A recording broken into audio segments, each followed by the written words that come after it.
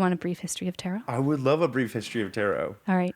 There's deeper parts of tarot we can explore, which are so cool, including the first woman who ran for president. She was probably a tarot card reader. Really? But I won't dive into that unless you ask. Okay. So, do you want to guess how early on we believe cards existed? Like, what century did cards first exist? Not just tarot cards. Cards, I'm into sleight of hand and card magic. Did not know that. So I've researched cards in general. All right. So cards are like the earliest game known to man. You used to the dead man's card, the hangman's card, the ace of spades. You have to stamp the tax stamp on it. You would be punishable by death if you made that ace by yourself. Interesting. The cards are, at least the deck of cards, not tarot cards, but are one of the earliest game. So what have you learned in your research? Well, in terms of like the oldest record we have. Oh my goodness, I don't know. I'm also, memory is not my strong suit, so enlighten me. Yeah. Okay. 600s China. Wow. That's our record right now. And obviously they're fragile, so maybe they did exist sooner. Right. There's always that asterisk. Perished. And we don't have a record. Because it's... Because paper, we think, came into existence as we, know it now, not papyrus, but paper in 100. Mm-hmm. And so cards came about as a game in the 600s. And then we have a record of them with the Mamluk Sultanate, who were the Turkish rulers of Egypt in the 1200s and 1300s. So we see cards in Turkey and Egypt. They definitely moved there through trade routes. Yeah. And in Egypt, you start seeing some scrawls on the cards. And they were these aphorisms, these sayings that were wise, and they gave a little piece of advice or sometimes a warning, kind of like a Chinese fortune cookie. Mm-hmm. Some of the sayings would be a little bit mystical, and they didn't have a clear meaning. You had to interpret the meaning, right? But those were on these suited playing cards. And in 1370, trade routes took the cards into Europe through the port city of Venice, Italy. Okay. And we have a record of that because, of course, they came in through the port city and were marked. But it's also the first year we start seeing sermons being delivered that are saying to the working class, stop playing with cards. They're the devil's work. Ooh. You shouldn't be playing. You should be working, right? And if the working class are being told to keep working, who is then allowed to play with cards? The aristocrats. Absolutely. The monarch. Yeah. Tale as old as time. Right. So the wealthier classes are having the time of their lives with cards, and the game they're playing is Taroki. Each deck has to be handmade. And so over the next few hundred years, each time decks are made, there's these unique qualities that people bring into it. And I'm sure the working class was doing this too, but the records we have are from these richer families that preserved their cards. And so we see Italian Renaissance characters. This is the Marseille deck? Not yet. Okay. That doesn't exist yet. Really? This game is called Taroki. Okay. This isn't even... Okay. Yeah, we're just in Italy right now. Yeah. And so we see an emperor and empress. We see a pope. I don't know if the fool was invented at this time, but we also see a pepesse. Have you ever heard of a female pope? Mm-mm. This is the empress card? No. We had an empress already, and then they added the pepesse. Pepesse. Have you ever heard of Pope Joan? No. Do you know who the Visconti Sforzas are? Oh my goodness, there's so much for me to learn. You got it right here. This is what I'm here for. Yeah. All right, so the Viscontis and the Sforzas were two very wealthy merchant families in Italy. Mm-hmm. They ran Italy they were very powerful, I should say, as merchants. So the families married, and when they married, one of the families there had a tarot deck. So today, I'm sorry, not a tarot deck, a Taroki deck. Today it's known as the Visconti Sforza deck. Mm-hmm. And one of the early members of the Visconti family, they believe, became pope, and she was a woman. And so this is a legend in the family, but it was also a great, great, great, great aunt in the 1300s. Wow. And so that family put her into the Taroki deck as the female pope. If you look into papal literature, they do acknowledge that there's rumors there was once a female pope. If she ever existed, she was certainly burned at the stake as a heretic. But they believe that this is why there's now that test that popes go through where they have to sit in a chair that is, there's like an empty hole in the seat of the chair. And there's like a test to make sure that the Pope is a man. They touch the bottom and stuff. Yeah. They do a ball check. Oh my God. And so they believe that could be because they feared that a woman would try to come into that position of power, which is one of the meanings of that card today in the current form, which is no longer called the papesse, but she can represent a woman in a position of power traditionally held by men. It's a very lesser known meaning, I would say like tertiary or fourth. And she's kind of a feared part of the divine feminine. Can you guess what card she is today? Well, I thought it was I thought it was the Empress. It's the High Priestess. The High Priestess, right. Yeah, that makes sense. Yep. And she's kind of considered at times to be more secretive, and she's a little bit more, some people can be more afraid of her. And that relates to this idea of the divine feminine, which in a lot of religions and cultures in the Eastern world, women are causes of destruction, but in a positive way, like Kali. Like we need destruction. So women can give life, give birth. They can also destroy, and we put those two together. But in Western religions, they can be split more. And so we have like the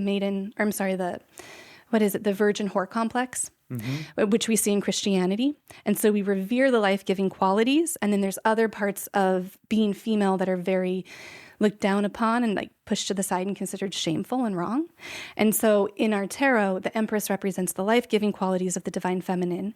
And then the High Priestess is kind of the dark feminine, which in our societies are often less appreciated. And so it's the part of your intuition and the internal things that are happening that are very powerful, but that other people may not know how to handle well. So coming back into the history lesson, this is when we see these interesting changes in the deck because people are bringing in family dogs, family crests, colors that are unique to their family. They would commission one deck to be made by artists and then pass that deck down to a daughter on her wedding day.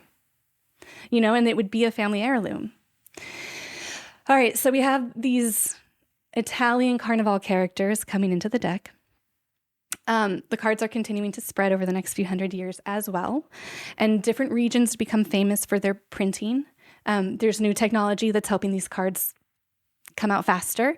Marseille, France, is one of the places that becomes very well known for their designs. There's different regions of France that are famous for their own unique decks. And that is in the 1600s where the Tarot de Marseille is made. It takes 4 master artisans to create one card. Wow. Because you have somebody who makes the wood block, somebody who does the stamping, then somebody who does the coloring, and another who does the cutting. Wow. Right? And then at that time, decks were not 78 cards, but they were certainly more than 52. But they were somewhere in there. So you had your playing card deck, and then you have these characters. The reason why we had added those characters is because they were triomphe cards. And so have you ever played bridge? No, I haven't, but... Nor have I. But tarocchi was a game like bridge. The game still exists today. You can go to Italy, and there are tarocchi championships. Wow. You would probably love to learn the game. It's very complex. I think you'd enjoy it. Yeah. And so those triomphe cards kind of give you power to win the whole game. I don't know how it works, but they're really powerful when they come down. Triomphe, it reminds me of a trump card. That is the modern English name of it. But we don't see that as much in tarot literature in the last 10 years because it has a different connotation now in our culture. Right? Because of the Trump? Former president. Yeah. Yes. Yeah, but true. I mean, it has a different feel, and tarot readers aren't often fans of some of his mentalities. Right. There's a progressive line that goes through tarot readers stretching back to the 1700s. Yeah. So we have the Tarot de Marseille in the 1600s, still a very popular deck. So this is where we see our first big evolution in cards. We have gameplay as our first branch, still exists today. And then we have this new divination. This is taking place in France. In the 1700s, our first published works about using cards for divination come into being in France. And they were, I'm sure other people were predicting futures with cards prior to that, but this is scholastically where we would drop the anchor of history, right? Right. So there's a few different men during this time who begin using these cards for prediction. They start making their own decks that are used specifically for divination. And then people like Eliphas Levi decide to teach theosophical lessons through the cards. Philosophical, that's Theosophical. Theosophical, which means Uh, I would know biblical. theological, but Yeah, theological. It's like almost biblical, spiritual, mystical lessons. Gotcha. Eliphas Levi was a man who was trained in seminary school and was about to take his vows, but then left last minute and then moved to Paris and was involved in some salons where he was introduced to a lot of different ideas, very progressive ideas about gender fluidity and identity. Mm-hmm. Saying that we won't evolve as a species until we can equally honor the masculine and feminine parts of us and stop living in a gender binary. It seems very appropriate for our current culture and what's going on now. Yeah, and it proves how little progress we've made culturally, that was still a fight people were fighting back then. Yeah. It was still a topic that was kind of fringe. Yeah. And so Eliphas Levi works a lot of that philosophy specifically into his creation of the cards. By creation, I mean into his interpretations of the cards. Mm-hmm. And he starts to integrate the Hebrew letters, the zodiac. He adds the Platonic elements. And some of the two different writers prior to him had also integrated the zodiac and had integrated the Hebrew letters into the 22 major arcana, but he doubled down on it and he placed the cards within the Kabbalistic tree of life. He added the Platonic elements, just making it more complex. When you say Platonic elements, what do you mean? Plato's elements are the four primary Greek elements, I guess. Is that like earth, fire, water, fire, air. Gotcha. That's why each suit is related to a certain element. Gotcha. Mm-hmm. And then he thought that we could teach these broader lessons. So some of his contemporaries were trying to predict the future. And he said, well, how about we teach people about forgiveness or resurrection or kind of these, I'm sorry, I keep bumping this microphone. Teaching people these larger lessons in life through the cards. Yeah. Wow. So that takes us into the 1700s. In the mid 1800s, tarot gets really popular in the United States. Just to remind everybody, we have the Civil War in the 1860s, right? Then we have a major pandemic in the early 1900s, and then we have a World War I. And so there's a lot of grief and loss from the 1860s into the early 1900s. While that's happening, there's also major technical and scientific advancements.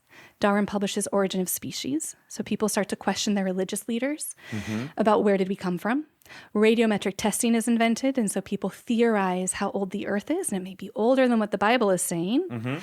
And we have the radio invented, and the telephone is being talked about. We're understanding new things about communication. Yeah. All of this is occurring while transatlantic travel is getting easier and more accessible. So people are traveling from the west to the east and vice versa. New ideas about reincarnation come into play. We think about life after death, our connection to God, the meaning of life in different ways. So when you pair this interest in communication with enormous grief and loss of loved ones, with these new ideas about life on the other side, what do people start wanting to do? Communicate with the death. Yes, sir. And who decides they can help you communicate with your dead brother? Oh, my God. Someone who's a shady business owner who can do a little seance for you. Cold reading. Spiritualists. So spiritualism pops up in the late 1860s, starts up in New York with the Fox sisters. And then it catches on like wildfire because of all those qualities we just discussed. Yeah. So, because there's a demand. Because there's demand. Folks want to talk to their dead relatives, and we've got these tools, and we got folks that want to give people what they want. And Americans are entrepreneurs. They're entrepreneurs.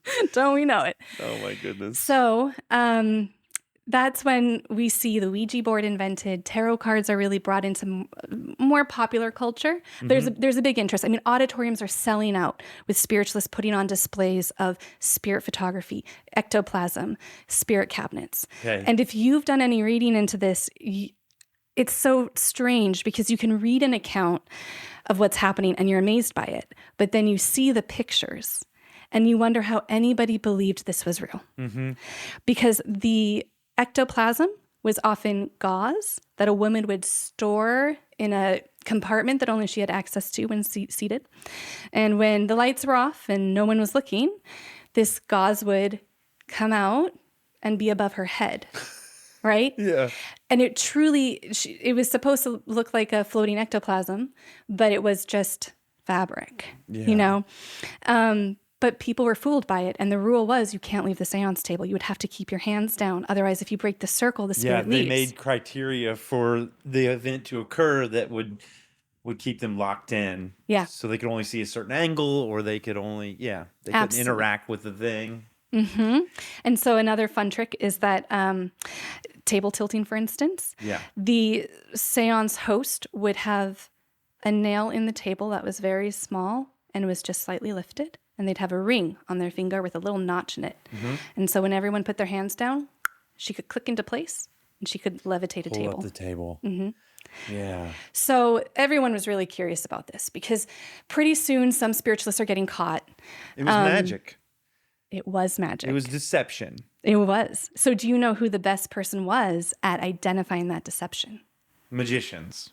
Can you think of anyone in particular at that time? I mean, I don't know. Houdini. Yes. Houdini, did he go around and it seems like I researched this. He would go and debunk. Yep. One of his big things was showing the fraud in these experiences. Yes. Because his mom had gotten taken by one of them or something like that. She gave away her life savings to try to connect to the dead brother. Yeah. Their dead brother. And he loved his mom.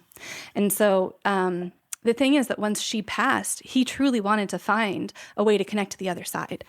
And so he was not motivated to embarrass others. He actually wanted to find somebody who was real. But he was a magician, so he knew the tricks that were happening.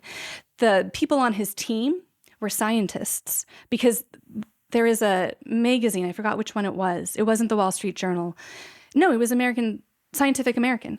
They put out a call and said, if any spiritualist can really manifest a spirit and prove to us you can contact the other side, we'll give you $1,000 prize. Yeah, but I you remember have that. to prove it to our team of physicists and chemists and scientists and Houdini, our magician. The scientists were baffled. And every single time Houdini said, I could do that same thing. And he would create the same circumstances and pull off the same trick, right? But at the end of the day, he truly wanted to find someone that could help him. So he wasn't just trying to be an asshole, I promise. Yeah. And I really have a crush on Houdini, by the way. I love Houdini. He's a very interesting guy. Yeah. So he would travel to Europe and be in the US and do this work. And something to be said for spiritualism is that at the time, it was one of the only ways women could make money and be financially independent. So for all the faults of spiritualism, it did help with the women's movement a lot. Yeah. Did you know at the time it was illegal for women to speak in public on a platform with a microphone? Mm-mm. So spiritualists found a loophole. They could get up on stage as an activist, political activist, or somebody running for office, like for president. They could say, I think we should abolish slavery, give women the right to vote, and allow free love, which to them meant we are allowed to remarry if our husband dies or if it was an abusive relationship. Yeah. And by the way, my name is Sam, and I'm being channeled through this woman. I see. And that allowed them to get the word out and put their political movement forward. They had to channel a man. So the first. And that disembodied man was allowed to speak. Through the woman. The way the woman got to speak was by channeling a man. Oh, America. Pretending she was just being used. Oh, say, can you? Oh, my God. So we have to appreciate spiritualism for that, at least. Yeah. But moving forward after that, into the mid-1900s, we have, counterculture. And so that's when we see tarot coming out of this space of just being used with spirits, and instead it's being used for intellectual and creative purposes. Even the psychologist Carl Jung looked at tarot to better understand archetypes. And then in the 1980s, some psychologists in Berkeley wrote a book about integrating tarot into their clinical practice. Yeah. And so towards the end of that century, we really see it come into a more secular space. And so that's what I'm a student of. That's what I study, and that's what I'm furthering in the evolution of the work. Yeah. But all three of those branches exist, and they're all going in their own direction still. Yeah. Okay. There's almost this fifth question that you answered, which was what is the history of tarot? Great. And I'm going to tell you what I what I took from it. And the big swath was the first one was in China around 600. Is that what you're saying? The first one, kind of the card record games, of cards, suited playing cards. And then there were through trade routes between China and Turkey, and they made their way to Europe. And then it started out in kind of Italy, and they had to be handmade. The family would have the cards, but this was after the religious folks were like, "Hey, lower class, y'all can't play those cards anymore. You got to clean the sewers or clean our chimneys or do things for us." And the only person that got to play with cards were the wealthy. And so they ended up having really cool decks that were handmade for them. And that's where we got the Popess, which was the first lady pope. And we also got a bunch of decks with dogs and folks' uncle in them, and like, which is why in some decks, when you look at them, there might be some occult, esoteric reason given for the image, but honestly, it could just be some leftover from a family heirloom in the 1500s. Like, I just love knowing that. It might be really, really simple. Like Giuseppe's dog is in there. It's just his favorite Dalmatian. Yeah. And they're like, well, that means it's Satan's hounds are coming. Yeah. It's your inner animal. Yeah. And it's really just, Giuseppe. And then it went to France. And in France, we kind of had this religious type of infusion. Then we had the U.S. and this new kind of trade route, this intercontinental travel. And the cards were coming over there, but also different ideas were getting traded back and forth. And we had a lot of technology and communication. Around the same time, we had a lot of loss and devastation. So people wanted to talk to the dead, which gave us spiritualism. And then you said there were three different kind of ways, or three different pathways we have currently, this like non-secular. What are the three different ways people look at tarot? Well, there's card games. Because you can read tarot with a deck of 52 playing cards. Yeah, I've heard that. And that's what they use in Ukraine and Russia. Yeah. So you have gameplay with cards. Yeah. And you can play games with tarot decks. I've heard of several games, Taroki, for instance, you can use a modern playing card deck for, right? So there's gameplay with cards. Then there's divination. And then there's creative, psychological, intellectual use of cards. Which is kind of therapy or could be psychology. This is more of the Carl Jung type of thing. Yeah. Yeah.